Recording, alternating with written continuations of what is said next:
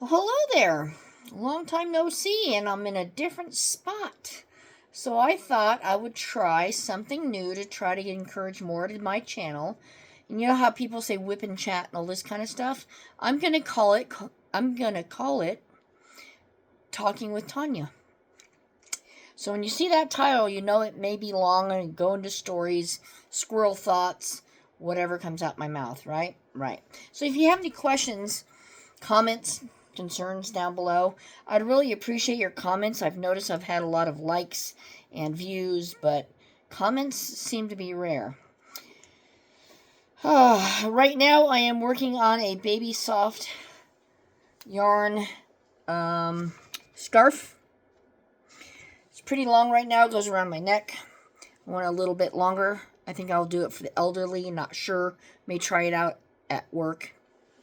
Give it a whirl, squirrel. So yeah, I've been doing looming here for not even a year yet. I just picked it up like everything else. I just start watching on YouTube and find something out. Oh, this is interesting, and I click on it, and sure enough, my brain's like, and so I pick it up and go do it. And that's how the yarn looming began. I cannot crochet. I've tried that before. I cannot knit. My hands and stuff don't work. I've got trigger finger.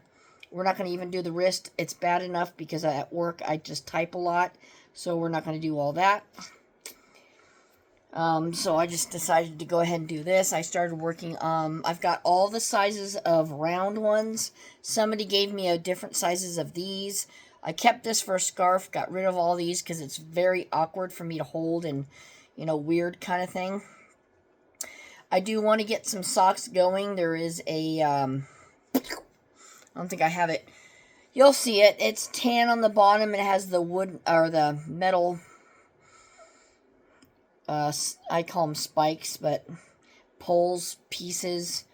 And it's oval shape. Looks like an eye.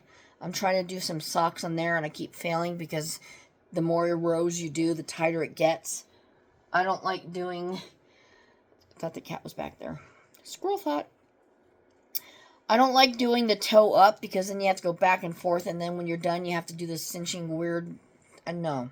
I've done lots of socks on the round loom, so I will keep trying on this other metal peg thing to see if I can understand it. I'm just going to do the normal cuff down to the toe, normal way, and see if that works for me. If not, then I don't know what to tell you. I just want to make a pair of nice socks. Lots of videos out there. So, what else is going on? Northern California. I'm over 8 hours away from any LA fires or from the coast. That kind of thing. We don't even see so much as a smoke here. We are just now getting a little bit of winter weather. Tomorrow, Friday, the 31st of January. Last day. It's been 18 to 20 degrees in the mornings. And then tomorrow morning, starting about 4 a.m., we're supposed to get a rain and snow combination coming our way. I live in a very small country town. I couldn't tell you the population. I'd say 3,000 and be wrong. So the memory isn't that good anymore. I'm in my mid-50s, going through some things. And I don't know if I'm just not ready to accept that it's not the medication I'm on that causes me to have gaps in my talking. Sometimes you'll notice I want to say something, and I'm like, it's right there, just give a minute, and it just connects, and I got it. So that's something new, and it's very frustrating, so don't know if it's medication, don't know if it's just the age thing, something else going on, but all test results come back okay. I do have calcification of the brain. The only reason I know that is because I was starting to do that. I was taking thyroid and cholesterol medication. I didn't even know my thyroid was low until I had my 50th birthday. And I said, I'm getting all tests done, head to toe, MRI, CT, blood, blah, blah, blah. And, yeah. So I started to hesitate in my speech. I couldn't remember things. it was getting frustrating, and they're like, oh, maybe it's stress, maybe it's age, maybe it's blah, blah, blah. And once you tell the doctors, hey, this is what's going on with me, what do they say? Oh, go home, put ice on it, go home and do this, go that, give it 3 weeks, blah, blah, blah, right? So you go to the doctor saying you've done all the above. So they decided to do an MRI on my brain, and they said I have calcification. The MRI doctor, being in a small town, they sent it off to the next state over, which is Reno, Nevada. And I had an appointment with him, not physically because I hate driving in big cities, so I did Zoom meeting. Could barely understand his English. And I asked him specifically, where was it located in my head? Was it in the D region, the A region, whatever zone you guys call the brain? Did it do speech? Did it do sight? You know, and I personally think that they don't tell you. Well, yeah, it sure does affect your learning ability, and it does affect this, that, and the other. They don't tell you that because I think, personally, they don't want you to go, aha, you just gave me proof, and I'm going to go over there and say this is what I have, and that's the reason I can't learn anything. But then I got to thinking, with all that, don't worry about it. It's not an area that's going to affect anything. Well, what makes you think, or what makes you know that it's calcification and not the other gross C word? Yeah, I know, that's just, So they said, well, unless you're having headaches, your speech has always been, see, there I go. The speech has always been hesitant prior to, so unless that gets worse, or you're having tons of headaches, you know, and all this stuff, I personally wouldn't worry about it. So no matter how much I've asked them, what part of the brain, give me numbers, Z1, zone 2, whatever. Nope. Now the results are on the website for the said hospital, and then I go on YouTube and say, okay, here's what the results are. It's called ABCD. Let me look up. Let's see, what does ABCD mean? And of course, doctors are going to talk like doctors, and here's what this means, this result. I still don't understand what they're talking about. So I'm like, F it, I'm done. So yeah, where did I go with all this?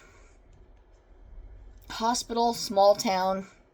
I have no idea. See, I already lost. I have like a 5 to 7 second memory.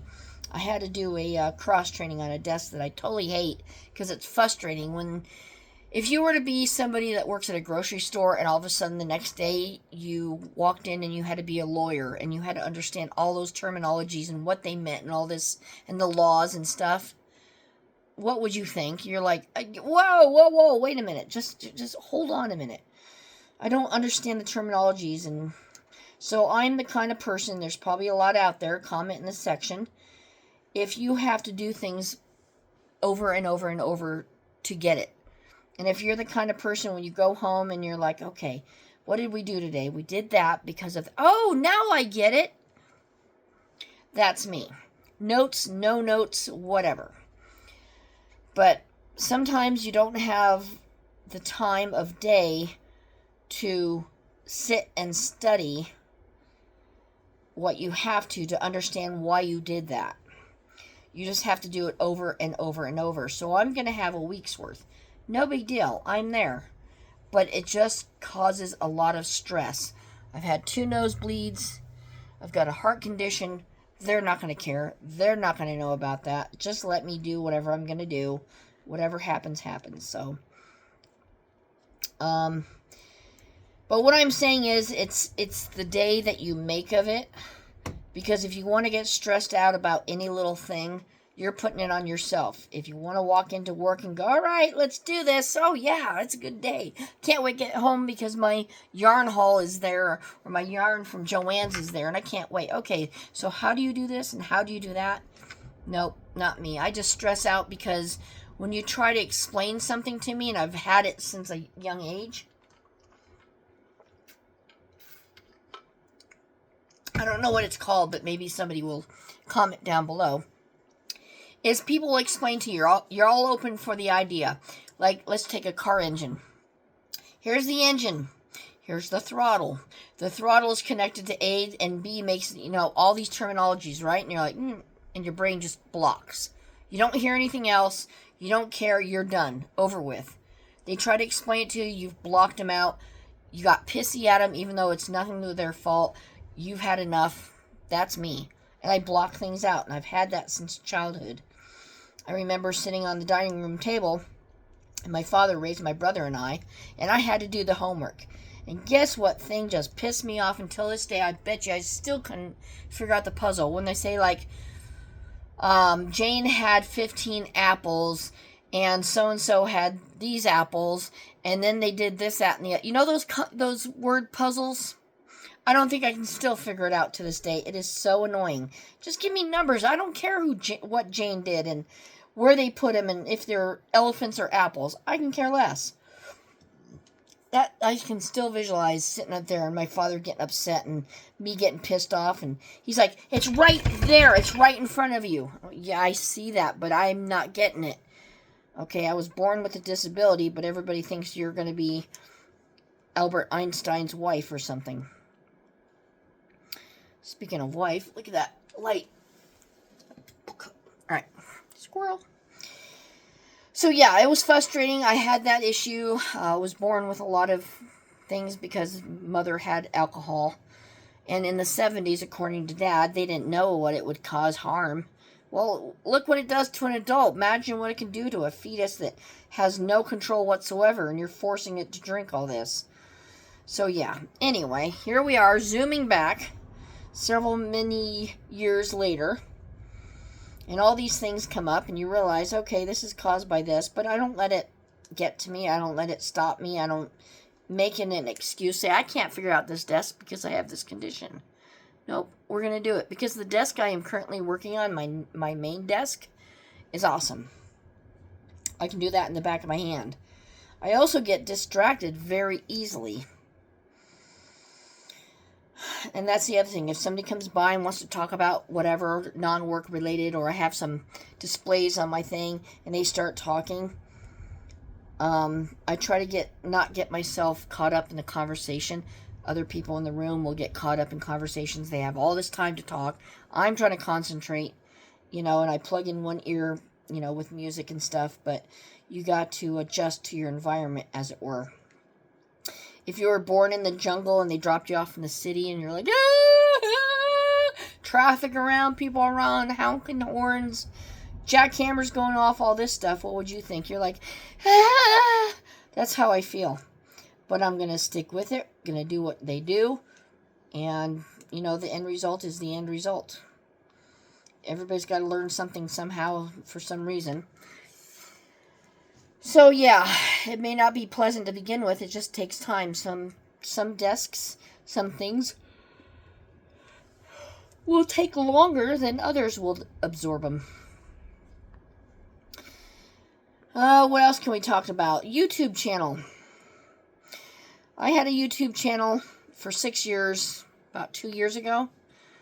And the same thing is happening there that it is here. You have to get the right audience for them to like, subscribe, comment. I don't know why I am living off of comments. It's like you have a bunch of views, you barely have any likes, and you have no comments. I don't get it. I mean, it's just like, why won't you comment on my video? But on the other hand, it's like, well, maybe because you don't want to comment. You have no interest in what I'm doing.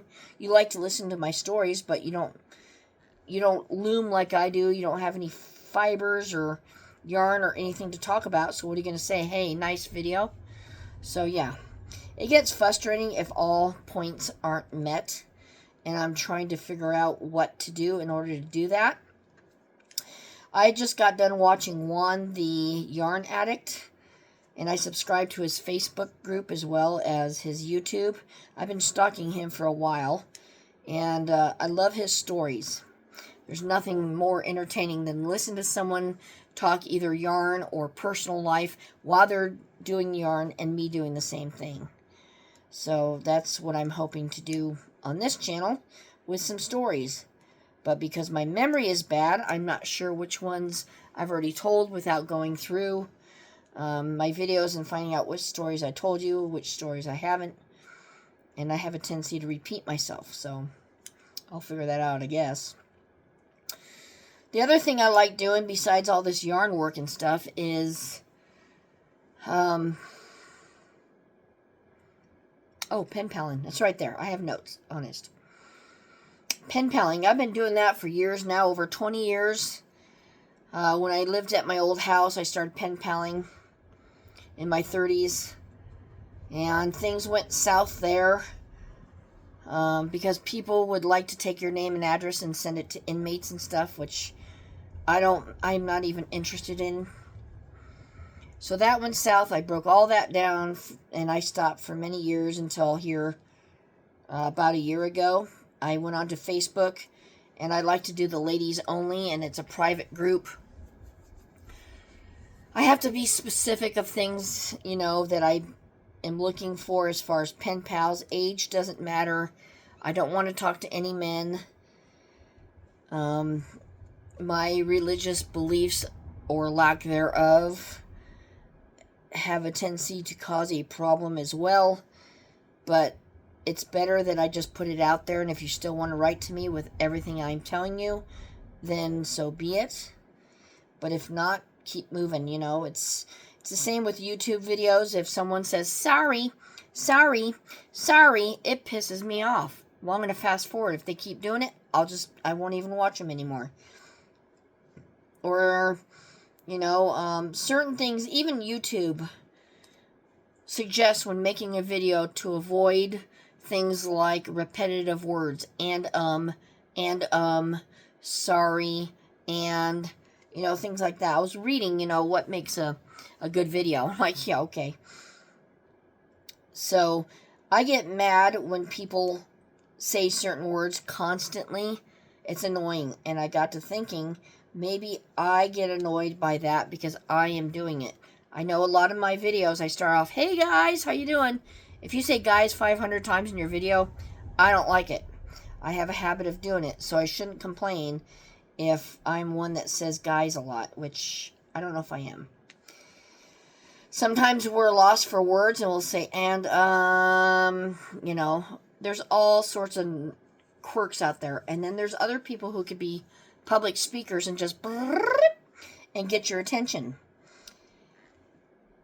Dizzy Stitcher, Darren in Australia. He's perfect for that. He'll tell you about his job and everything, and he's like, brrr. So it's easier if you have a goal in mind, I think, a topic to talk about, to do that. Not necessarily a script. Just go, oh, I can't wait to share this with my YouTube family.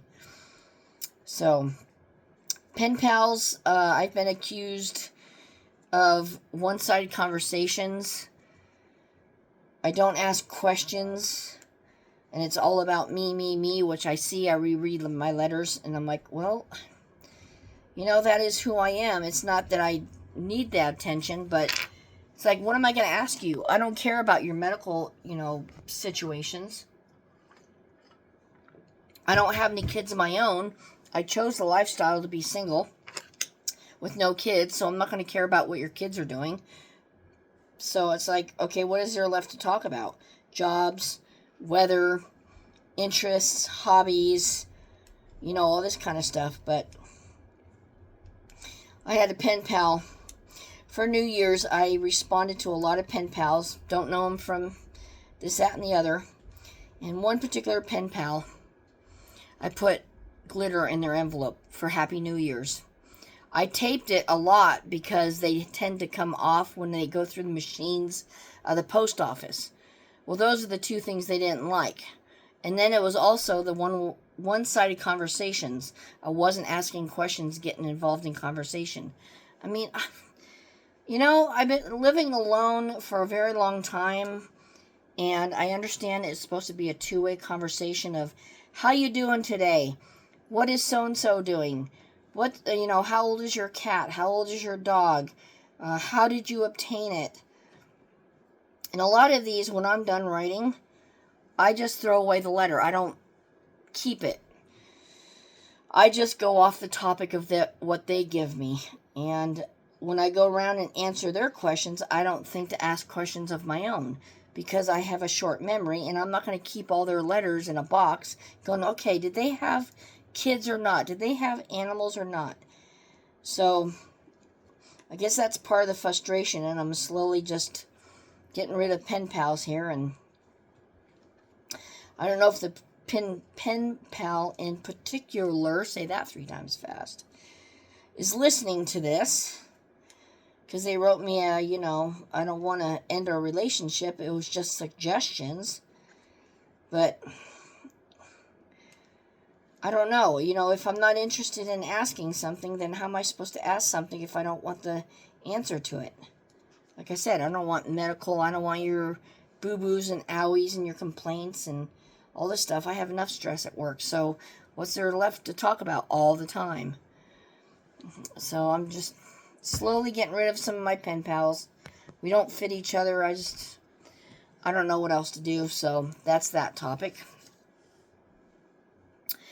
Let's see, what are we in here? 20 minutes. Cool deal. Let me check off some of these so I won't repeat myself. Pen pals, YouTube, living alone.